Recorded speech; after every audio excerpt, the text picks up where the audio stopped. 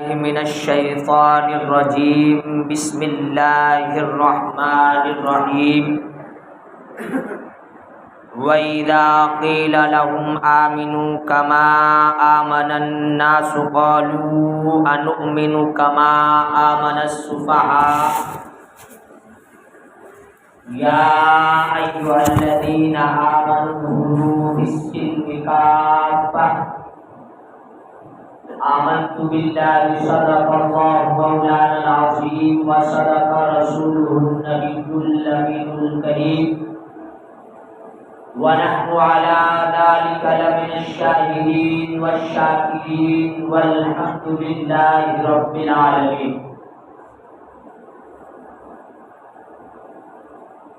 بادئ توفیق کے متوالوں، شمع رسالت کے پروانوں، اولیاء امت کی جانثاروں، غوثوں، خواجہ و رضا کے چاہنے والوں، آئیے ہم سب مل کر آقائے نعمت مدنی تاجدار، دونوں عالم کے مالک و مختار، گلشن ہستی کے اولین فصل بہار، ہم غریبوں کے کس، بے بسوں کے بس، جناب احمد مجتبی محمد عربی مصطفیٰ صلی اللہ تعالی علیہ وسلم کی بارگاہ انوار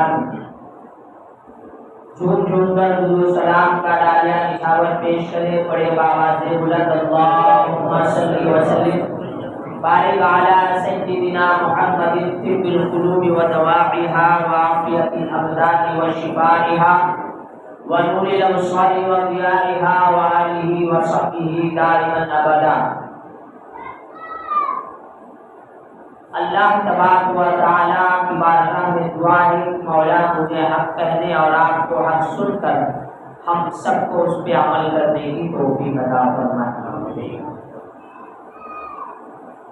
اللہ تبارک و تعالی قرآن مجید میں ارشاد فرماتا ہے وَإِذَا قِيلَ لَهُمْ آمِنُوا كَمَا آمَنَ النَّاسُ،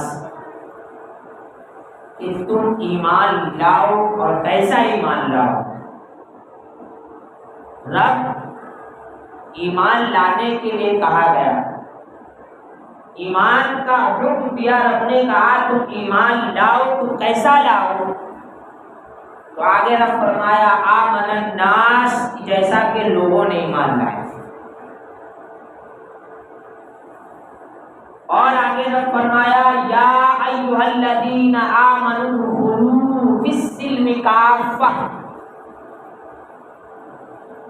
اے ایمان والو. ایمان والے سے مخاطب ہوا. پہلے تو رب نے کہا ایمان لاؤ اور ایسا ایمان لاؤ جیسا کہ لوگوں نے ایمان لایا، اور جب ایمان لایا تو پھر رب فرمایا اے ایمان والو یا ایھا الذین آمنوا، اے ایمان والو فی السلم کافہ، اس طرح ایمان لاؤ کہ ایمان میں ہی داخل ہو جاؤ اور پکے سچے ایمان والے ہو جاؤ. آج ہم اپنے ایمان کا جائزہ لیں، آج ہم اپنے دین کا جائزہ لیں، آج ہم اپنے معاشرے میں ایمان کے حوالے سے ذرا سوچیں، ذرا غور و فکر کریں. کیا ہمارا ایمان اس طرح ہے؟ کیا ہمارا ایمانی جذبہ اس طرح ہے؟ کیا ہمارے ایمان کی سوچ و فکر اس طرح ہے جیسا رب نے ہمیں حکم دیا کہ اس طرح ایمان لاؤ کہ ایمان والے ہو جاؤ اور ایمان میں پوری طرح داخل ہو جاؤ؟ کیا ہمارا ایمان اس میں ہے؟ اس آیت کے مصداق میں ہمارا ایمان آتا ہے. اور آگے فرمایا ایمان لاؤ تو ایسے ایمان لاؤ جیسا کہ لوگوں نے ایمان لایا. اب یہ لوگوں نے ایمان لانے سے مراد کیا؟ ابھی تو لوگ ہیں. تو رب فرماتا ہے، محققین فرماتے ہیں، مفسرین فرماتے ہیں، اس آیت کے مصداق میں جو رب نے کہا ایمان لاؤ اور ایسا ایمان لاؤ جیسا کہ لوگوں نے لایا، اس کے حوالے سے مفسرین فرماتے ہیں جیسا ایمان صحابہ کرام کا تھا ایسا ایمان تھا. جیسا ایمان صحابہ کرام کا تھا ایسا ایمان لاؤ، ایسا ایمان کامل لاؤ، تب جا کے ایمان والے کہلاؤ. لیکن ہمارا ایمان صرف اور صرف کہنے کے ہے کہ ہم ایمان والے ہیں، ہم مسلمان ہیں، ہم اسلام پہ عمل کرنے والے ہیں، ہم دین کے پیروکار ہیں، دین پہ چلنے والے. لیکن اگر ہمارے دل کا جائزہ لیا جائے، ہمارے ایمان کا جائزہ لیا جائے، ہمارے اسلام کا جائزہ لیا جائے، ہمارے دین کا جائزہ لیا جائے، تو ہمارا دل، ہمارا ایمان اس طرح خالی ہے جیسا کہ ایمان ہم نے لایا ہی نہیں. ہم نام کے مسلمان ہیں، ہم نام کے دین پر چلنے والے ہیں، ہم نام کے، ہم یہ کہتے ہیں کہ ہم ایمان والے، لیکن ہمارا ایمان مکمل ہے ہی نہیں. ہم ذرا سی باتوں پہ جھوٹ بول دیتے ہیں. کیا یہ ہمارا ایمان ہے؟ کیا یہ ہمارا ایمان کا تقاضا ہے؟ حضور تو فرماتے ہیں جو کامل مومن ہوگا وہ کبھی جھوٹ بولے گا ہی نہیں. اور ہم ہر چھوٹی سی بات پہ جھوٹ بولتے نظر آتے ہیں. ہمیں کچھ کام کرنا ہے، کسی میں کاروبار کرنا ہے، اس کاروبار میں ہم جھوٹ بولتے نظر آتے ہیں. پتا چلا کہ ہمارا ایمان اس قدر نہیں ہے جیسا کہ صحابہ کرام کا ایمان تھا، جیسا کہ ائمہ کرام کا ایمان تھا، ائمہ مجتہدین کا ایمان تھا، تابعین کا ایمان تھا، تبع تابعین کا ایمان تھا. ایسا ایمان ہمارے پاس نہیں ہے، ایسا ایمانی جذبہ ہمارے اندر نہیں ہے، ایسا ایمانی شوق ہمارے اندر نہیں ہے. ہم وہ مسلمان نہیں ہیں جیسا کہ جو مسلمان صحابہ کرام کے دور میں تھے، نبی کریم علیہ الصلوۃ والسلام کے دور میں تھے. وہ مسلمان ہمارے اندر تھے، وہ مسلمانی ہم بن نہیں سکتے، لیکن ہم کوشش تو کر سکتے ہیں، ہم جذبہ تو پیدا کر سکتے ہیں، ہمارے اندر ایمانی حرارت پیوست ہو سکتی ہے. ہم ایمان والے تو ہیں، لیکن جیسا ایمان ہمارے پاس ہونا چاہیے وہ ایمان نہیں، وہ ایمان کا جذبہ نہیں ہے، وہ ایمان کا شوق نہیں ہے، وہ دین پر چلنے کے جو طریقے رب نے ہمیں دیا وہ شوق نہیں. ذرا ہم سوچیں، صحابہ کرام کی زندگی کو دیکھیں، صحابہ کرام کو ہم اس کے آئیڈیل بنائے انہوں نے اپنی زندگی کس طرح گزاری. جو رب نے کہہ دیا اس پر عمل کرنے لگے، جو رب نے کہہ دیا اسے فالو کرنے لگے، جو نبی نے بتا دیا اس پر جان و دل سے اپنے آپ کو قربان کرنے لگے. لیکن آج ہمیں دیکھ لیں، اللہ نے ہمیں حکم دیا نماز کا، ہم نماز نہیں پڑھتے. اللہ نے ہمیں حکم دیا روزہ کا، ہم روزہ نہیں رکھتے. اللہ نے ہمیں حکم دیا زکوٰۃ دینے کا، ہم زکوٰۃ نہیں دیتے. پتہ چلا کہ واقعی میں ہمارا ایمان ڈگمگا گیا ہے. آج ہمارا دل ایمان سے خالی نظر آ رہا ہے. ہمیں اگر اس آیت کے مطابق اگر عمل کرنا ہے، اس آیت کے مطابق ہمیں زندگی گزارنی ہے، تو ہمیں اپنے آپ کے ایمان کو مضبوط کرنا ہے. ہم اپنے ایمانی جذبے کو مضبوط کریں، تب جا کے ہمارا ایمان بھی کامل ہوگا اور ایمانی جذبہ بھی مکمل ہوگا. رب نے فرمایا ایمان والے بن جاؤ، ایسے بن جاؤ کہ جیسا کہ صحابی کا دور تھا. اور یہ آیت اس وقت نازل ہوئی جب صحابہ کرام علیہ الصلوۃ والسلام اور حضور صلی اللہ تعالی علیہ وسلم اپنے صحابہ کو ایمان کی دولت سے سرفراز کرتے. بہت سے لوگ منافقین ایمان تو رکھتے، ہمارے بیچ وہ ایمان والے ہوتے، لیکن جیسے ہمارے پاس سے ہٹتے وہ ہماری برائی کرتے نظر آتے. ہمارے بیچ ہوتے تو لوگوں کے کہنے کے مطابق وہ ایمان والے ہوتے، لیکن ان کا ایمان نہیں ہوتا. اسی لیے اللہ نے یہ آیت نازل فرمایا کہ ایمان والے ہو جاؤ، ایسے ایمان والے ہو جاؤ جیسے اللہ کے نبی صلی اللہ علیہ وسلم کے صحابی ایمان والے ہیں. ایسا نہ ہو کہ لوگوں کے نزدیک ایمان والے بنو، ایسا نہ ہو کہ چلتے پھرتے لوگوں کے ساتھ جس طرح ہم ایمان والوں کے ساتھ رہتے اسی طرح باہر بھی ایمان والا دکھائے، ایسے بن جاؤ. یہ نہ ہو کہ مسلمانوں کے ساتھ ہم ہیں تو ایمان والے ہیں اور مسلمانوں سے ہٹے تو ہمارا ایمان کہاں چلا گیا. ہمیں اس کا خیال رکھنا. تو صحابہ کرام علیہ الصلوۃ والسلام کا ایمان دیکھ کر وہ منافق کہتے ایسا ایمان لا کر کیوں؟ یہ تو ناسمجھ لوگ ہیں، بیوقوف لوگ ہیں، بیوقوف لوگ ایسا ایمان کیوں لانا؟ یہ منافقین کا کہنا تھا۔ اللہ فرماتا ایسا ایمان لاؤ جیسا ایمان صحابہ لاتے ہیں، تو منافق کہتے ہیں یہ ایسے لوگوں پہ ایمان کیوں لانا جو بیوقوف لوگ ہیں۔ رب کا فرمان دیکھیں، رب ہمیں ارشاد فرمایا آمن السفہاء، بے شک تمہاری نظر میں وہ بیوقوف ہوں گے لیکن میری نظر میں اس کے عرف و اعلیٰ بہت بلند ہے۔ ارے تم یہ کہتے ہو کہ ہم ان کے ایمان پر کیوں چلے، وہ تو بیوقوف ہے، اور میرے نزدیک ان کا مرتبہ ایسا ہے کہ جو اس کے مطابق چلنے لگے گا اس کے لیے جنت عطا فرما دی۔ ذرا سوچے صحابہ کی شان کیا ہے، ان کے شان کے مطابق آیتیں نازل ہو رہی ہیں کہ اس طرح ایمان لاؤ جیسے انہوں نے ایمان لایا۔ اور انہیں ہم اس وقت کے کہنے والے مسلمان یعنی بظاہر ہوتے حضور کے ساتھ ہوتے تو ایمان والا کہتے، اور جیسے حضور سے الگ ہوتے تو وہ حضور کی برائیاں کرتے نظر آتے، وہ یہ کہتے کہ وہ بیوقوف لوگ ہیں۔ لیکن اللہ نے ان کی شان، ان کا مرتبہ اس قدر بڑھایا کہ اللہ فرماتے رضی اللہ عنہم ورضوا عنہ، میں اس سے راضی ہوں اور وہ مجھ سے راضی ہوں۔ یعنی رب بھی راضی ہے اور بندہ بھی رب سے راضی ہے۔ پتا چلا کہ رب بھائی ہم سے رب راضی ہو جائے تو ہم کتنے خوشی ہوتے ہیں، لیکن رب فرماتا ہے میرا بندہ اگر مجھ سے راضی ہے تو کیا، اگر میں کسی سے راضی ہوں تو شان کتنا مرتبہ ان کا اعلیٰ ہو۔ تو پتا چلا کہ ہمیں ایسے ایمان کی ضرورت ہے، ہمیں ایسے ایمان کی ضرورت ہے، ایمانی جذبے کی ضرورت ہے، لیکن ہم سوچتے ہی نہیں ہیں کہ ہم اپنا ایمان کس طرح مضبوط کریں، ہم اپنے ایمان کو کس طرح بڑھائیں۔ آئے صحابہ رسول کی محبت اور صحابہ رسول کا ایمانی جذبہ دیکھیں، ایمان کی حرارت دیکھیں، کس طرح ان کا ایمان اور کس طرح ان کی ایمان میں پختگی تھی، یہ ذرا دیکھیں۔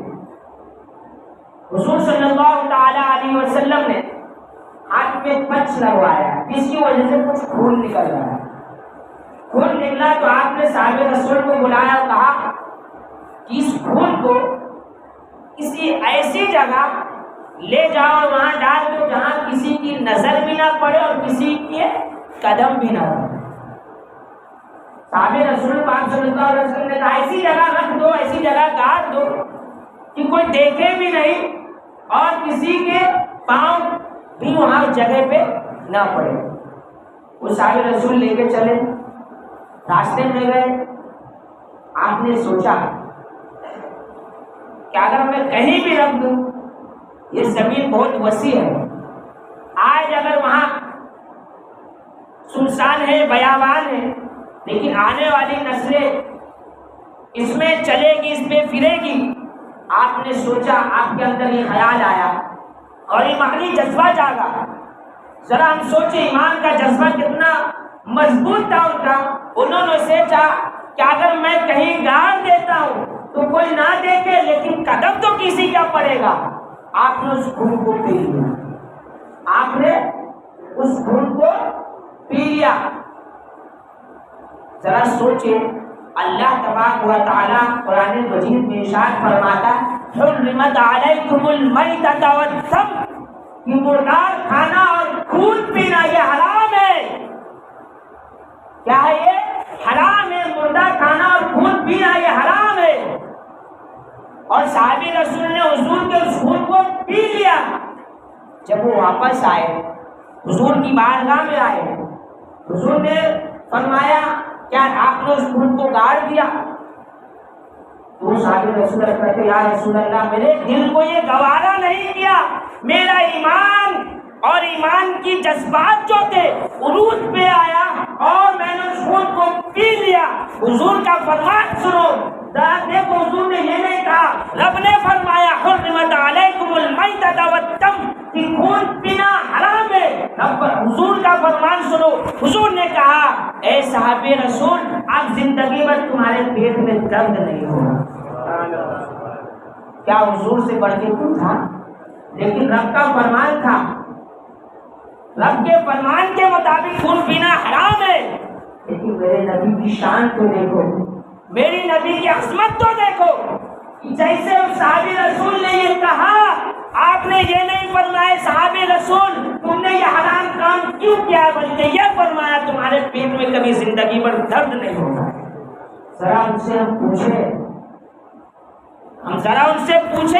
تم کہتے ہو نبی ہماری طرح ہے، تم کہتے ہو نبی ہماری طرح بشر ہے، جب نبی کے خون کا یہ عالم ہے، نبی جو کہہ دے تو وہ ہو جاتا ہے، اور تم کہتے ہو کہ نبی ہماری طرح ہے۔ رب کا فرمان کچھ اور تھا، نبی نے جو فرما دیا وہ کچھ اور ہو گیا۔ ارے ہمارے نبی کی شان یہ اللہ نے وہ مرتبہ دیا ہے کہ نبی جو فرما دے، آیت اپنی جگہ ہے، قرآن کی آیتیں اپنی جگہ ہے، رب کا فرمان اپنی جگہ ہے، لیکن نبی کی شان کے مطابق اللہ نے جو فرمایا وہ برحق ہے، لیکن نبی جو فرما دیا وہ بھی برحق ہے۔ ہمارے نبی کی شان اس آیت سے اعتراض کرنے والے کریں گے، اس حدیث کو سننے والے اعتراض کریں گے، لیکن میرا رب میرے نبی کی ہر بات کو جانتا ہے، میرا رب میرے نبی کی ہر بات کو جانتا ہے۔ نبی نے کہہ دیا بس ختم، اب یہ کوئی کرتا ہے تو اس کے لیے حرام ہے، اور یہ ہوتا بھی ہے، ہم کرتے بھی ہیں۔ اگر ہمیں کوئی انگلی میں کوئی چمچی ہو جاتی ہے تو ہم فوراً چوس لیتے ہیں، یہ حرام ہے، ہمارے لیے یہ حرام ہے، لیکن اس صحابی رسول کے لیے حرام نہیں تھا، بلکہ رب کو بھی یہ چیزیں پسند تھی، تبھی تو رب نے اس کی حرارت ایمان کو جگایا اور گوارا نہیں کیا کہ تو نبی کی خون کسی زمین کے نیچے دبنا ہے، بلکہ رب نے اس صحابی رسول کے ذہن میں یہ ڈال دیا اس خون کو تو پی لیتے بیماری نہیں ہو جائے۔ یہ شان تھی، یہ مرتبہ تھا، اور یہ صحابہ رسول کا ایمانی جذبہ تھا، لیکن آج ہمارے اندر یہ ایمان نہیں ہے۔ ہمیں تو منع کیا گیا ہے، ہمیں روکا گیا ہے کہ اگر خون نکلتا ہے تو اسے صاف کرو، لیکن جیسے ہی چوہتا فوراً منہ میں گھسا لیتے اپنے گیا، فوراً جہاں بھی ہمارے ہاتھ میں ایسے جسم پہ جہاں ہمارا منہ جا سکتا ہے اس جسم کا رنگ چوب جائے، خون نکل جائے تو اسے چوسنے لگتے ہیں۔ یہ اللہ کا فرمان ہے، حرمت علیکم المیتۃ والدم، کہ اگر مردار کوئی کھاتا ہے تو وہ بھی حرام ہے، اور کوئی خون پیتا ہے وہ بھی حرام ہے۔ لیکن ہمارا ایمان اس قدر ہے، ہم فرمانے خدا سننے کے باوجود بھی ہمارا ایمان اور ہماری مسلمانی چیز کی گواہی نہیں دی۔ ہم مسلمان ہیں، ہم کیسے مسلمان ہیں جو نبی کی بات پہ عمل نہ کرے؟ کیا داڑھی رکھنا مسلمان ہے؟ اگر داڑھی رکھنا مسلمان ہے تو ہمارے کئی ہندو ہے جو مسلمان داڑھی رکھتے ہیں۔ اگر ٹوپی پہننا مسلمان ہے تو بہت سی قومیں بھی ٹوپی پہنتی ہیں۔ پگڑی پہننا اگر مسلمانی ہے تو بہت سی قومیں بھی پگڑی پہنتی ہیں۔ ذرا ہم سوچیں، کرتا پائجامہ اگر پہننا مسلمان ہونے کا ہے تو بہت سی قومیں کرتا پائجامہ نہیں، یہ کام نہیں ہے مسلمان کا۔ مسلمان کا وہ کام ہے جو اسلام پہ عمل کرے، فرمانے خدا پہ عمل کرے، فرمانے رسول پہ عمل کرے، یہ نام ہے مسلمان۔ لیکن ہمارا حال کیا ہے؟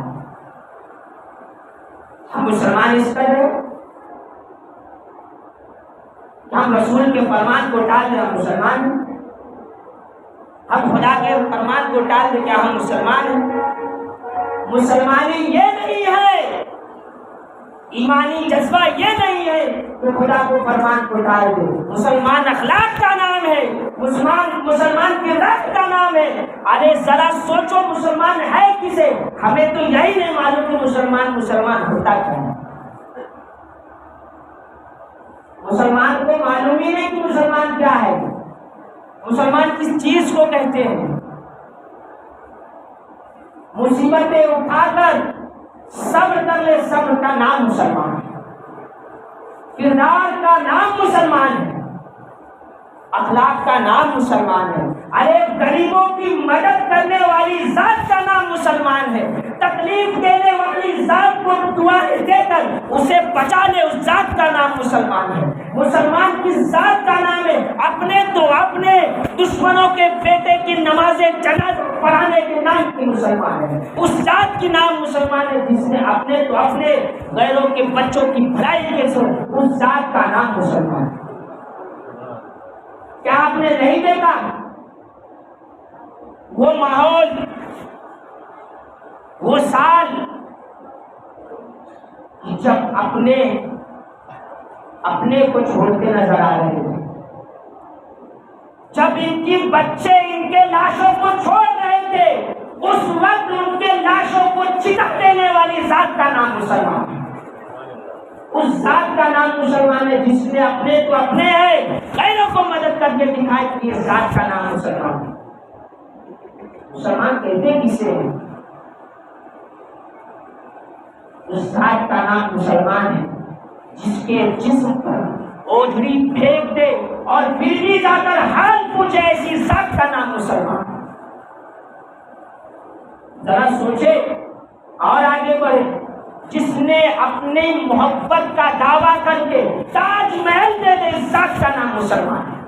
لال قلعہ ایسی عمارت ادا کر کے اپنی محبت میں ہندوستان کو پیش کر دے، اس ذات کا نام مسلمان ہے. دلی کی جامع مسجد ایک ایسی عظیم الشان مسجد پیش کر کے ہندوستان کے نام پہ وقف کر دے، اس ذات کا نام مسلمان ہے. مکہ حیدرآباد کی مکہ مسجد جیسی عمارت کھڑی کر دے، اس ذات کا نام مسلمان ہے.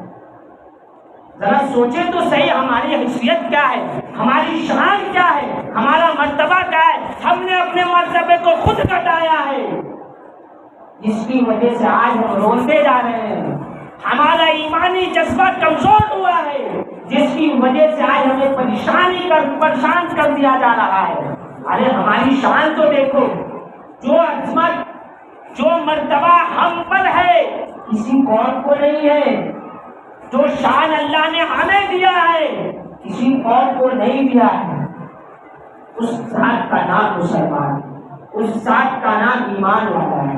اگر ایسا ایمان ہمارے اندر آ جائے تو واقعی میں ہم ہندوستان کو ہندوستان بنا سکتے ہیں.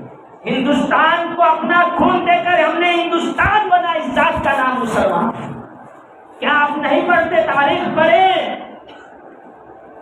جنگ آزادی کے وقت دلی سے لے کر لاہور تک جتنے بھی پیڑ تھے، اس پیڑ پر جتنے بھی پھانسی کے پندے لگے تھے، اس ہر ایک پندے پہ جو ذات لگتی وہ مسلمان کی ذات تھی. کیا ہم نہیں پڑھتے؟ پڑھیے، تب ہمیں سمجھ میں آئے گا کہ ہمارا اسلام کیا ہے، ہمارا ایمان کیا ہے، ہمارا ایمانی جذبہ کیا ہے. ذرا ہم سوچیں، ایک صحابی رسول حضور کی بارگاہ میں حضرت ثوبان رضی اللہ تعالی عنہ آتے ہیں، بڑے مایوس نظر آتے، پریشان نظر آتے. حضور تو غمخوار میں بھی تھے، غموں کو حال کو جاننے والے تھے. آپ نے حضرت ثوبان کے چہروں کو دیکھا اور کہا، ثوبان کیا بات ہے، چہرہ اداس نظر آ رہا ہے، کیوں پریشان ہے؟ کیا گھر میں کچھ معاملات ہوئے ہیں؟ کیا طبیعت خراب ہے؟ کیا کچھ ایسے ہیں جو چیز حل نہ کیا جائے؟ حضرت ثوبان فرماتے ہیں، عرض کرتا رسول اللہ ایسی کوئی بات نہیں، طبیعت بھی اچھی ہے، گھر کے معاملات بھی اچھے ہیں، گھر میں اچھے سب چل رہے ہیں، بس ایک تصور نے مجھے رلا دیا ہے. آپ ذرا سوچیں، اس ایمانی جذبے کو دیکھیں اور اس حضرت ثوبان کے ایمان کو دیکھیں. عرض کرتے یا رسول اللہ ایک تصور نے مجھے رلا دیا، مجھے غمگین کر دیا ہے. آپ صلی اللہ علیہ وسلم فرماتے ہیں، وہ کون سا تصور ہے، وہ کون سی سوچ تھی جو میرے صحابہ کو بے چین کر دیا، پریشان کر دیا؟ تو آپ حضرت ثوبان عرض کرتے یا رسول اللہ اگر ہم مکہ کی زمین پر، مدینے کی زمین پر اگر ہم آپ کو نہیں دیکھتے تو بے چین ہو جاتے، پریشان ہو جاتے ہیں. یہ یہاں کا عالم ہے، کل بروز قیامت آپ کا مقام بہت اونچا ہوگا، بہت بلند ہوگا، آپ کی شان بہت اعلیٰ ہوگی. آپ رب کے نزدیک بہت شان والے ہوں گے، پتہ نہیں ہم لوگ کہاں ہوں گے۔ یہ تصور نے مجھے پریشان کر دیا ہے۔ ذرا سوچیں، ایمانی جذبہ دیکھیں کہ آپ نے فرمایا مکہ کی سرزمین پر اگر ہم آپ کو نہیں دیکھتے بے چین ہو جاتے، اور جب قیامت کے روز ساری کائنات وہاں جمع ہوگی، آپ کی شان بہت اعلیٰ ہوگی، اس وقت ہم کہاں ہوں گے؟ اگر ہم اس وقت آپ کو نہیں دیکھیں گے، ہمارے ایمان کا عالم کیا ہوگا، ہمارے دل کا عالم کیا ہوگا؟ وہ اللہ نے اس وقت جیسے یہ بات حضرت ثوبان کی سنی، رب نے فوراً جبریل کو نازل فرمایا اور کہا ہے جبریل جاؤ محبوب کے پاس اور کہنا کہ تیرے محبوب کے محبوب کو رب نے وہ انعام بخشا ہے، انعم اللہ علیہم من النبیین والصدیقین والشہداء والصالحین، کہ جو جس سے محبت کرے گا کل بروز قیامت صحابہ کے ساتھ ہوگا، صالحین کے ساتھ ہوگا، انبیاء کرام کے ساتھ ہوگا، اور اس سے بہتر کوئی دوست نہیں۔ ذرا سوچے تو صحیح، ذرا ہم سوچے تو صحیح، حضرت ثوبان کا یہ عالم کا ایمانی جذبہ تھا یہ کہ حضور سے جس طرح ہم دنیا میں رہ کے دور نہیں رہ سکتے، تو کل بروز قیامت آپ کا مقام بہت اونچا ہوگا، ہماری زندگی کیسے کٹے گی؟ اللہ نے تو یہ مرتبہ صحابہ کو دے دیا، جنت میں جاؤ عیش کرو گھومو پھرو، پھر بھی وہاں بے چین تھے، وہاں کا فائدہ سوچ رہے تھے کہ ایمانی جذبہ تو تھا، لیکن آج کیا ہمارے پاس یہ جذبہ ہے؟ یہ ایمان کا شوق ہے؟ کیا یہ مسلمانی ہے؟ ذرا ہم سوچیں، اگر ایک حصہ بھی صحابہ کرام کا ہمارے اندر ایمان آ جائے تو ہمارے لیے ایمان کے ساتھ ساتھ ہمارے جنت کی بشارت ہے۔ حضور کا فرمان ہے، اللہ کا فرمان ہے، جو جس سے محبت کرے گا اسی کے ساتھ جنت ہوگا۔ ہم خالی کہتے ہیں کہ ہم حضور سے محبت کرتے ہیں، کیا یہی محبت ہے؟ نماز چھوڑ دو، روزہ چھوڑ دو، والدین کی نافرمانی کرو، بچوں کو ستاؤ، بوڑھوں کے ساتھ بے ادب سے پیش آؤ، کیا یہی ہمارا ایمان ہے؟ کیا یہی ہمیں اسلام دعوت دیتا ہے؟ نہیں، بلکہ اسلام تو یہ کہتا ہے کہ اگر تمہیں کوئی ایک تھپڑ بھی مارتا اسے معاف کر دو، یہ ایمان ہے۔ ہمارا یہ اسلام کہتا ہے کہ اگر کوئی تمہیں تکلیف دے اسے بھائی سمجھ کے معاف کر دو، یہ اسلام ہے، یہ ہمارا دین ہے، یہ ہمارا مذہب ہے۔ آج ہمیں چیز کی ضرورت ہے، آج ہم ایمان والے تو ہیں لیکن کامل ایمان نہیں ہے، ایمان والے تو ہیں لیکن ہمارا مکمل ایمان نہیں ہے۔